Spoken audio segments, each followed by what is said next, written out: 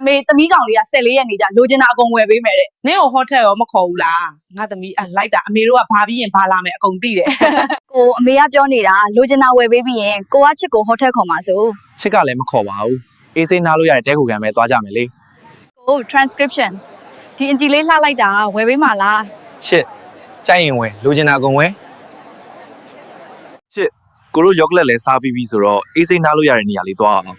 ဟာကိုကလည်းချစ်မသွားချင်ပါဘူးဒီမှာလဲတွေ့နေရတာ ਉ လာပါတခါတည်းပါနော်ကိုကိုချစ်ရင်လိုက်ရောပေးနော် အမကိုရဲ့ကိုကိုချစ်လို့နော်ရှက်စရာကြီး ချစ်လိုက်တာအဆိုကိုတို့သွားအောင်နော် အမကိုအကြာကြီးတော့မရအောင်နော်အမေကအစောပြန်လာခဲ့တဲ့ ချစ်ပျော့လားကိုကတော့အရင်ပျော့တယ်ဒီလား ချစ်ကတော့ရှက်ပြီးရင်တွေခုန်နေတာ ညစောစောပြန်လာပါဆိုဘာလို့နောက်ကျမှပြန်လာတာလဲ မဟုတ်ပါဘူးမေရဲ့သမီးကနောက်ကျနေလို့ပါ